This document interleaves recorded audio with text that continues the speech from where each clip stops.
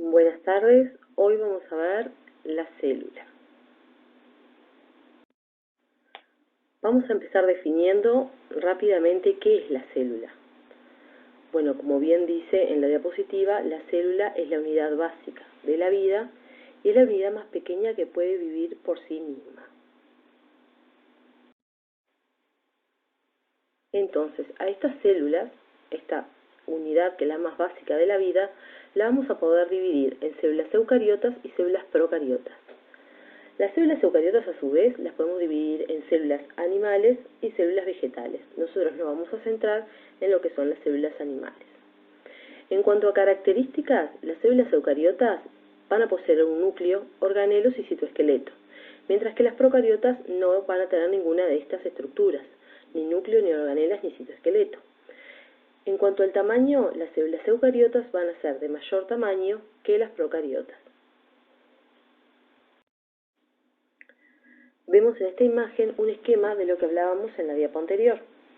La célula eucariota va a poseer un núcleo, organelos limitados por membrana y un citoesqueleto que no está esquematizado en esta imagen. Por otro lado, la célula procariota va a carecer de todas esas estructuras. Bueno, una vez que definimos qué es la célula, clasificamos a grandes rasgos, vamos a ver cómo la dividimos para su estudio. Entonces, nosotros tenemos que buscar la forma más sencilla, ya que este es un tema súper amplio y no vamos a llegar a tocar todo ni en profundidad. Entonces, estos temas que están indicados en la diapo son en los que nos vamos a centrar. La membrana plasmática, el citoesqueleto, los organelos membranosos, el citoplasma y citosol. Entonces vamos a empezar hablando de la membrana plasmática. ¿Cuál es la función de la membrana plasmática? Bueno, su función es la de separar el medio externo del medio interno, va a actuar como barrera selectiva, permitiendo el transporte de algunas sustancias de forma activa o de forma pasiva. Además, va a ser el sitio de anclaje del citoesqueleto. Lo que vemos en esta imagen son dos microfotografías electrónicas de transmisión. A derecha lo que vemos es el aspecto trilaminar, que tienen dos células adyacentes con un espacio intercelular entre ellas. A mayor aumento, lo que vemos es que en realidad cada una de esas membranas tiene también un aspecto trilaminar, ya que tienen dos capas densas separadas por una capa más clara. Bueno, el modelo que explica a nivel molecular la membrana plasmática es el modelo del mosaico fluido. Mosaico simplemente porque si uno ve la membrana desde arriba, lo que ve son distintas estructuras que lo hacen ver tal cual un mosaico. Y fluido es porque, como vamos a ver, esta no es una estructura rígida, sino que va a tener movimiento. De hecho, los fosfolípidos tienen un movimiento lateral o movimiento de flip-flop entre cada una de las capas de la membrana. Como vemos a la derecha, acá representado lo que tenemos es un fosfolípido. Los fosfolípidos se corresponden a la mitad, más o menos, de los lípidos de la membrana. La otra mitad, como vamos a ver, la ocupa el colesterol, que va a tener una función opuesta a nivel molecular a lo que son los fosfolípidos, y esto va a dar una estabilidad a la membrana. Entonces, los fosfolípidos van a poseer un extremo hidrofílico, que es la cabeza, que es muy polar, y la cola hidrofóbica, que está formada por dos cadenas de ácidos grasos. Una de esas cadenas de ácidos grasos suele estar insaturado. Esto significa que tiene uno o más dobles enlaces. Esto lo que permite es que el empaquetamiento de estos fosfolípidos no sea tan rígido, o sea, que lo separa un poquito y da cierta fluidez a la membrana. Como dijimos, la otra mitad de los lípidos de membrana se corresponden al colesterol. El colesterol en realidad va a contrarrestar esa fluidez dando mayor rigidez a la membrana. Entonces, en realidad lo que logra es un equilibrio entre la fluidez y la rigidez, dando la estructura necesaria a la membrana, ¿verdad? La membrana además va a poseer una composición asimétrica en lo que respecta a estos fosfolípidos.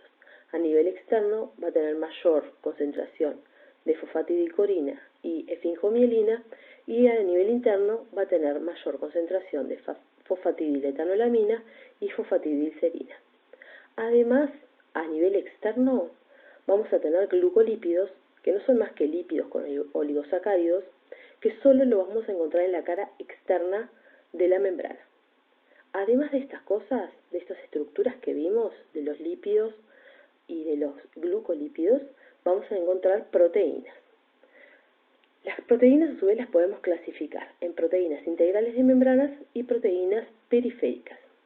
Las proteínas integrales de membrana, la característica que van a tener es que tienen sectores hidrofílicos, o sea que van a estar unidos a las cabezas polares de los fosfolípidos, y sectores hidrofóbicos que van a estar en el sector medio de la membrana junto a las colas de los fosfolípidos.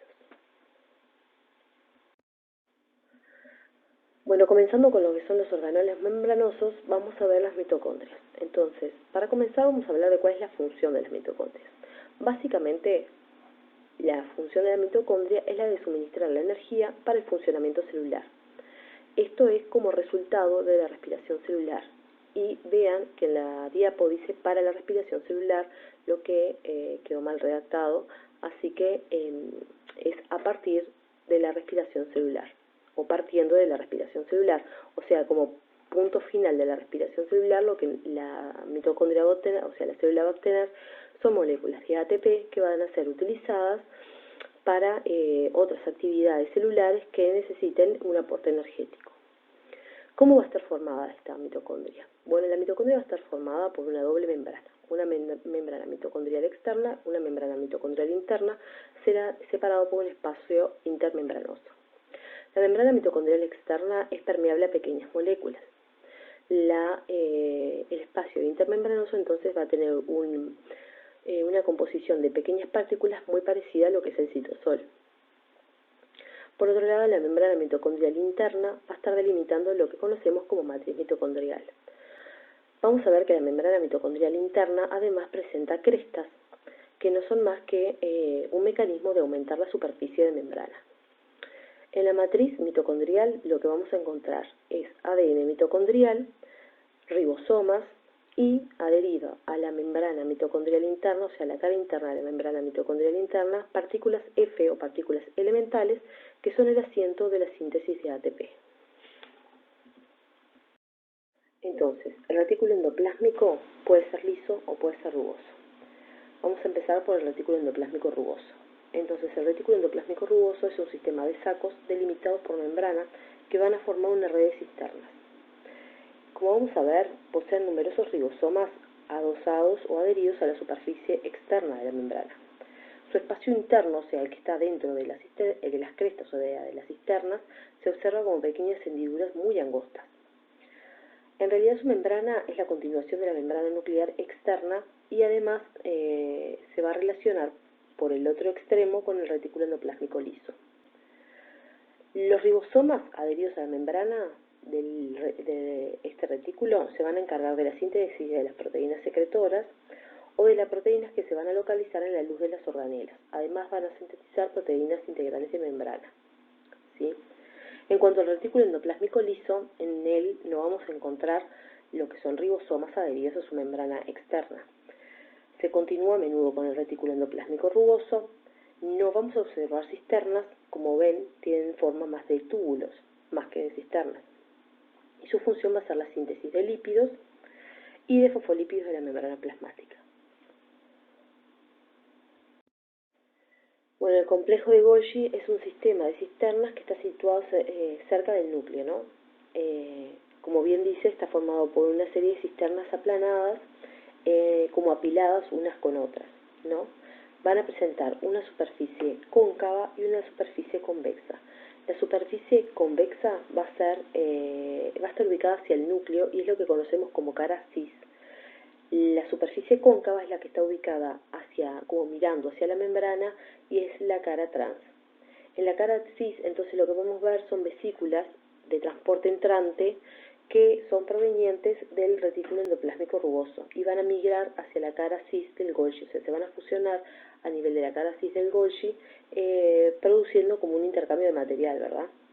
Además de esas vesículas de transporte entrante, vamos a ver en los laterales del Golgi o de las cisternas vesículas que van a ser responsables de intercambio de material entre las cisternas, ¿no? En sentido cis-trans. Y lo que vamos a ver por último son estas vesículas a nivel de la cara trans, que son las vesículas secretoras. Entonces, como función, como bien dice acá en la diapo, la glucosilación de proteínas es su principal función.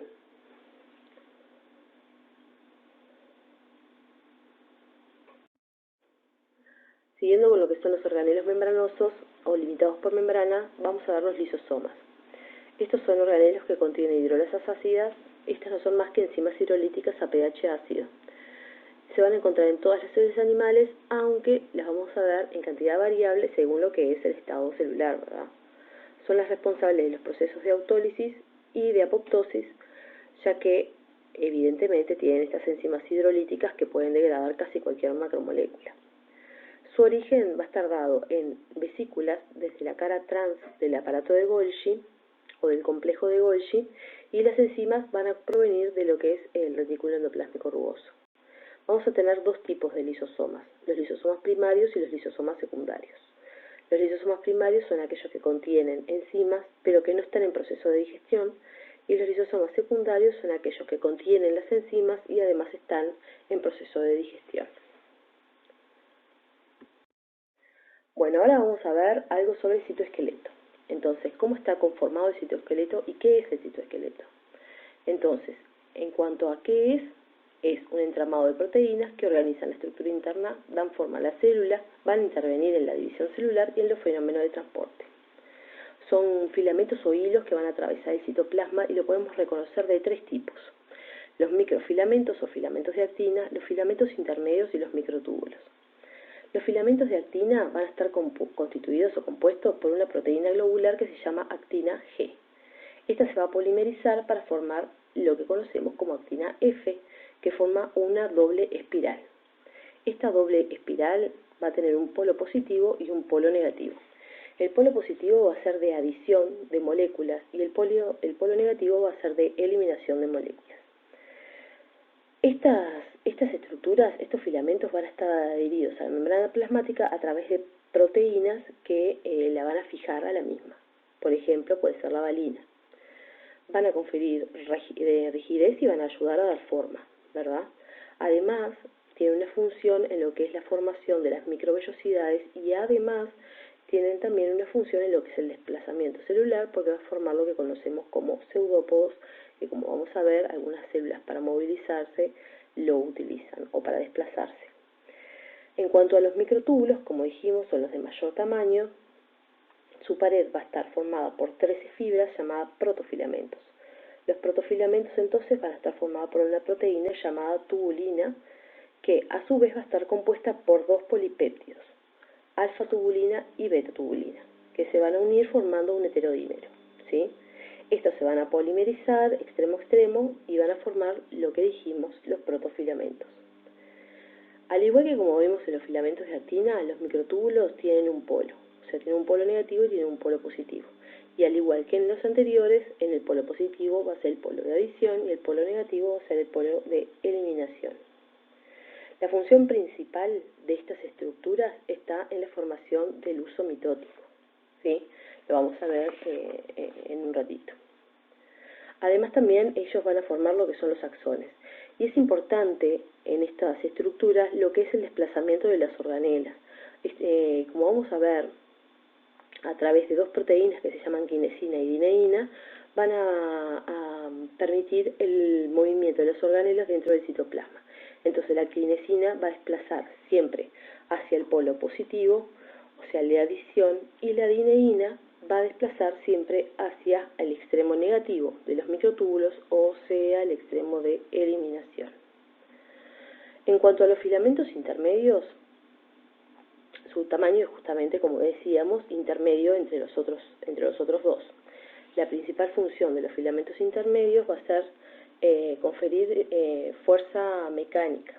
Entonces, como no son proteínas globulares, son fibras, da mayor resistencia a lo que es la tensión mecánica, ¿verdad? Está compuesta por subunidades fibrosas, formada por dos polipéptidos, que van a formar una alfa hélice y que se enroscan entre sí para formar un dímero. Los dímeros se van a unir para formar un tetrámero y estos se van a polimerizar unos con otros y van a formar un protofilamento. Entonces, 8 de estas estructuras se van a relacionar entre sí para formar lo que conocemos como el filamento intermedio definitivo. A diferencia de los anteriores, los filamentos intermedios no van a tener polarización, o sea, no vamos a encontrar en ellos un polo negativo y un polo positivo, o sea, un polo de adición y un polo de eliminación. Bueno, siguiendo con lo que es la descripción de la célula, vamos a ver ahora el núcleo, ¿sí? Entonces el núcleo tiene un tamaño variable y a su vez el número también va a ser variable. Como sabemos, vamos a tener células que son multinucleadas, ¿verdad?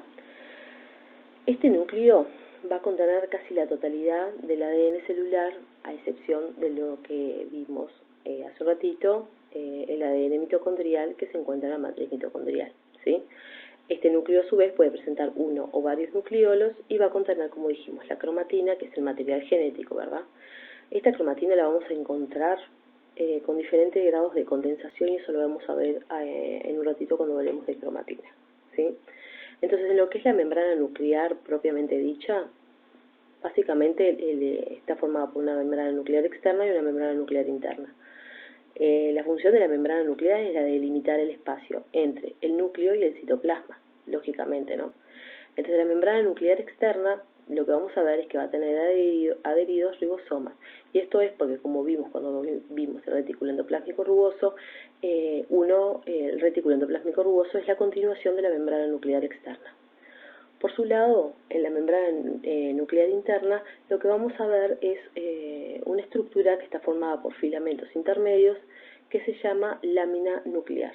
La lámina nuclear tiene la función de dar rigidez al núcleo. Y si lo pensamos, en realidad, tanto los filamentos desde el lado interno del núcleo, o sea, esta lámina nuclear, y el citoesqueleto desde el lado externo, o sea, ayudan a mantener lo que es la forma del núcleo. Cabe mencionar que la membrana nuclear se va a disolver en el proceso de mitosis, al igual que el nucleolo, ¿verdad?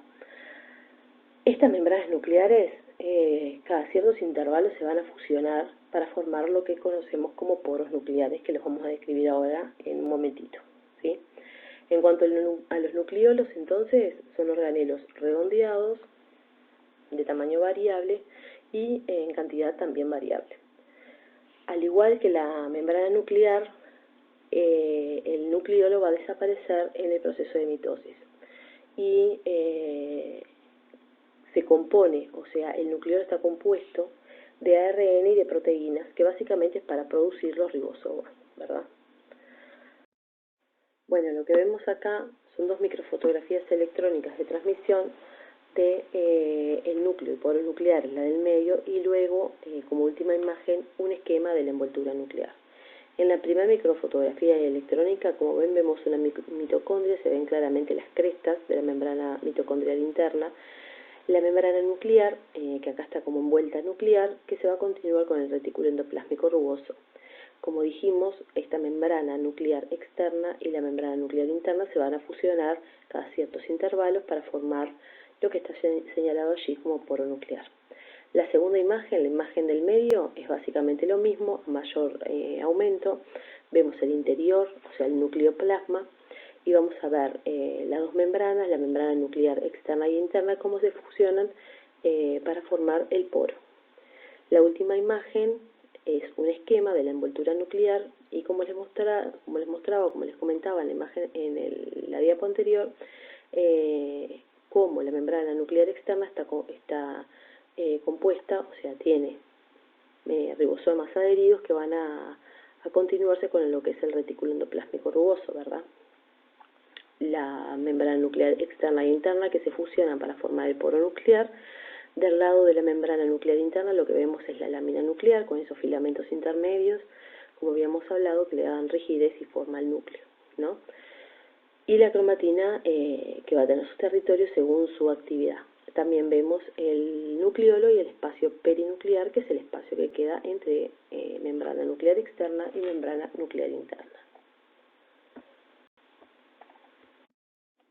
Bueno, como bien decíamos, los poros nucleares entonces van a ser fusiones, o sectores en los que la membrana nuclear externa y la membrana nuclear interna se van a fusionar, ¿sí? Estos anillos, o sea, estos poros nucleares están formados por dos anillos, uno citoplasmático y uno nuclear. Cada anillo, a su vez, va a estar formado por 8 subunidades, que tienen forma como de gránulos en realidad, ¿no? Como ven en la imagen, ¿sí? Cada uno de estos gránulos o de estas subunidades va a enviar estructuras como columnares o tubulares al centro del poro para formar lo que es el canal central o el transportador central, ¿sí? Los poros en realidad la función que tienen es la de actuar como canales, ¿verdad? Como canales para comunicar el citoplasma con el nucleoplasma. Entonces lo que vamos a ver es que las moléculas de pequeño tamaño no van a tener problema para atravesar este canal, ¿no? Del poro, o sea, para atravesar el poro. Los de mediano tamaño ya van a tener más complicación y va a ser un transporte mucho más lento. Ahora las moléculas que ya son más grandes, mayores a 60 kilodalton, van a necesitar de otro tipo de transportadores, de transportes de tipo activo, porque no pueden atravesar por el poro nuclear. Bueno, y acá le quiero hacer una pequeña mención simplemente para diferenciar lo que es la eucromatina de la heterocromatina.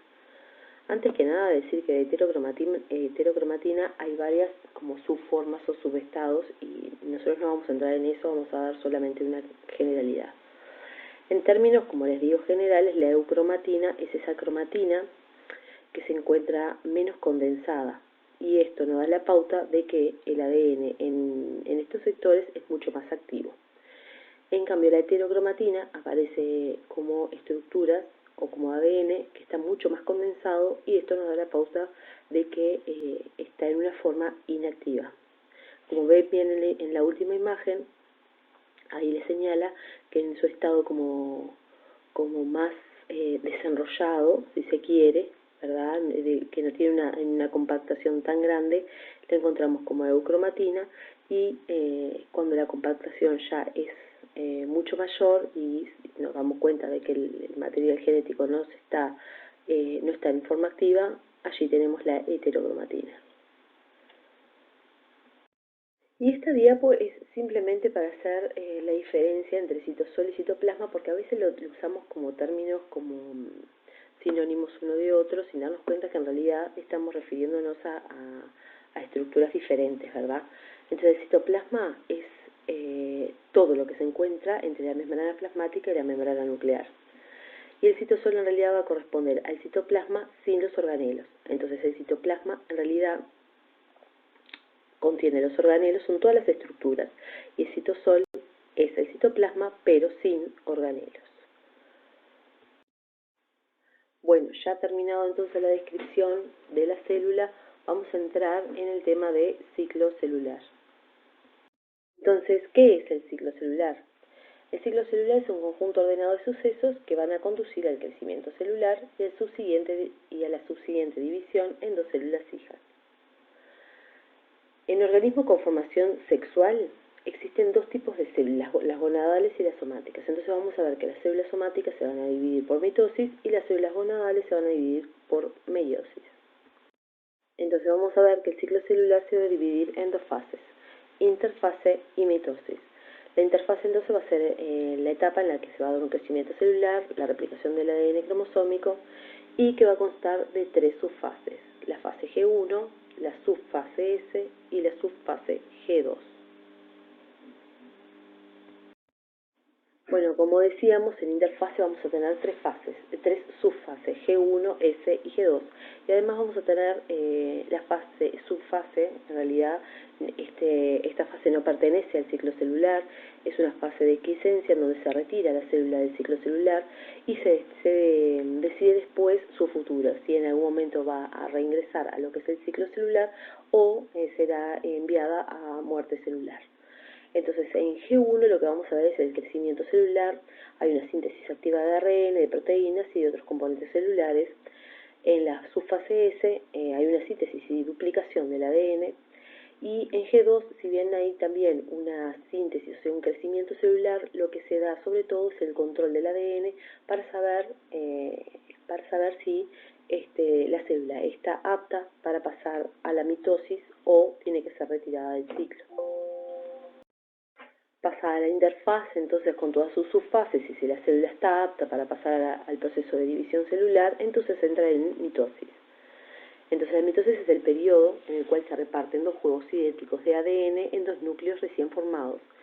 Y por el proceso de citocinesis, que veremos después, se forman dos células hijas idénticas a la célula original, ¿verdad? La mitosis entonces se va a dividir en 4 fases: la profase, la metafase, la anafase y la telofase. Bueno, una vez que la célula está apta, pasa todos los controles necesarios para entrar en mitosis, entonces como dijimos, la primera fase de la mitosis es la profase. Aquí lo que va a suceder es que hay una compactación del ADN, se van a formar entonces los cromosomas, la típica imagen de cromosomas que conocemos, ¿verdad?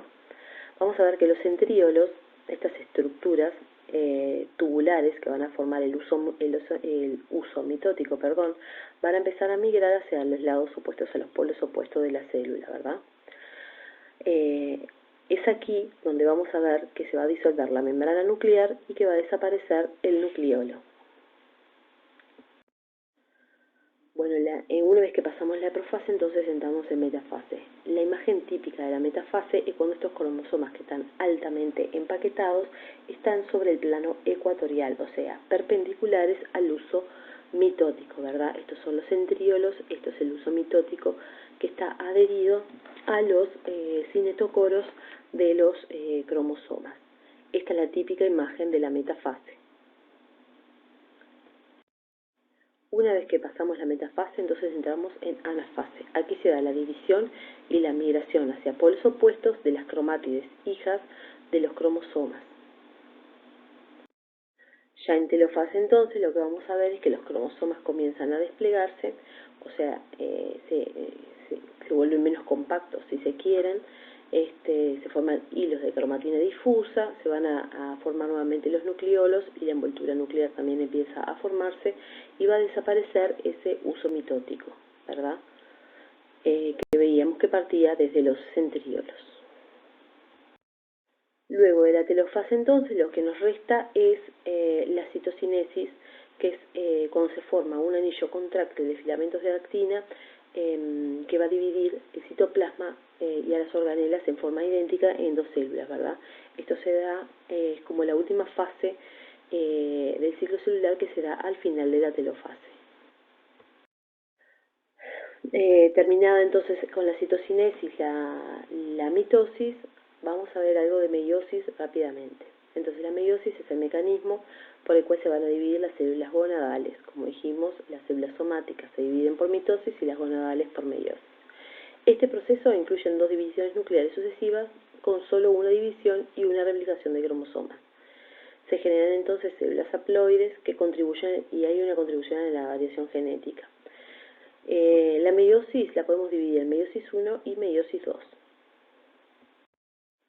Bueno, una vez que vimos que tenemos la meiosis 1 y la meiosis 2, vamos a ver que la meiosis 1 está formada por una profase, metafase, anafase y telofase, al igual que la meiosis 2. En este caso, estas son 1, y en la meiosis 2, estas van a ser profase, metafase, anafase y telofase 2. Lo que sucede en realidad es básicamente lo mismo que vemos en el proceso de mitosis.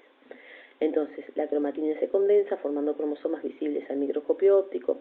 Los cromosomas homólogos se juntan, hay un intercambio de información genética, o sea, hay una recombinación genética y se va a formar el uso mitótico. Como saben, acá se va a disolver lo que es la membrana nuclear y el nucleolo, lo mismo que pasa en la mitosis. En la metafase, entonces, se va a originar la placa ecuatorial, ¿sí? Que es cuando los cromosomas entonces quedaban en forma perpendicular al uso mitótico, ¿verdad?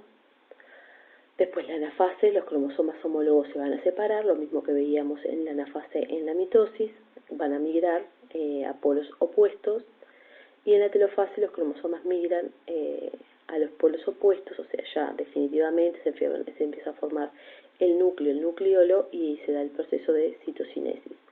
Lo importante en este proceso de meiosis 1 es que el resultado van a ser células diploides.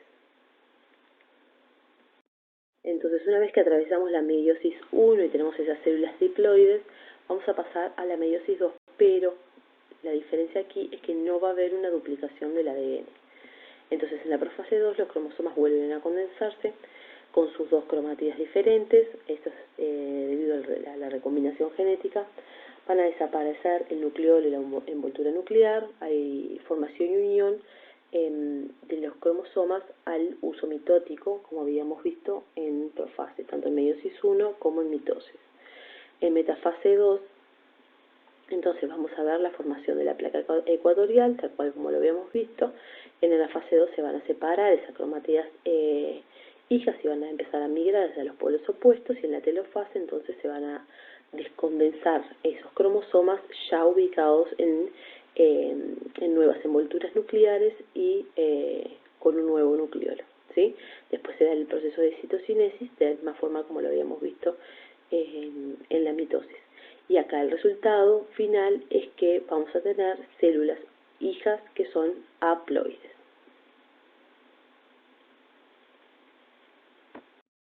Bueno, por ahí quedó lo de meiosis rápidamente.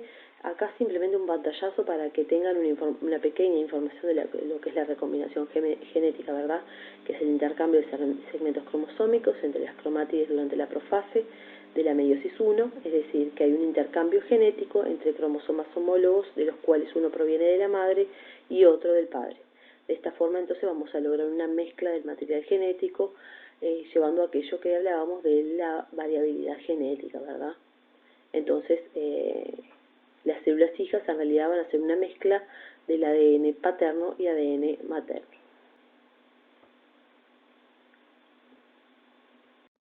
Bueno, y acá simplemente para darles un pantallazo de lo que es la apoptosis y lo que es la necrosis. Entonces, la apoptosis lo que es una muerte celular programada. Cuando la célula tiene una falla, hay que es irreversible, o sea, que está marcada para morir, para fagocitarla. Entonces, lo que se hace es que la célula como que se va a encoger, va a reducir su tamaño, se van a formar cuerpos apoptóticos y después los fagocitos especializados van a justamente fagocitar esos elementos. Entonces no va a haber un vertido del contenido celular hacia el medio. Esto va a evitarnos todo lo que es la inflamación de la zona periférica a la célula por vertido del contenido intracelular. Como vemos en la necrosis, en realidad la necrosis puede ser causada por agentes externos, por ejemplo, por una lesión, una exposición a un químico, un millón de cosas pueden suceder. Entonces esa célula va a morir. Al contrario de lo que pasa en la apoptosis, la necrosis entonces va a haber como una hinchazón celular, la célula va a aumentar de tamaño, y va a romper la envoltura nuclear. Entonces todo ese contenido intracelular va a volcarse al medio intercelular, ¿verdad? Al exterior. Esto va a causar una inflamación local que va a alterar tanto las células de los alrededores como, bueno, puede ser un proceso con mayor gravedad, ¿no? Esto depende de la cantidad de células afectadas, pero la diferencia más grande está que este es un proceso controlado que trata de evitar el daño periférico, o sea, de las células periféricas, y esto es como todo el contrario, ¿no? Es como que todo ese vertido intracelular se larga al medio extracelular y termina afectando y causando una inflamación en todo el entorno. Bueno, para finalizar entonces les dejo la bibliografía. Acá dejo algunos links de donde estuve buscando alguna información, algunos están buenos. Acá, por ejemplo, la diferencia entre heterocromatina y eucromatina, que yo no profundicé demasiado, estaría bueno que leyeran, ¿sí? Les voy a colgar después también lo que les había prometido sobre el artículo apoptosis y necrosis.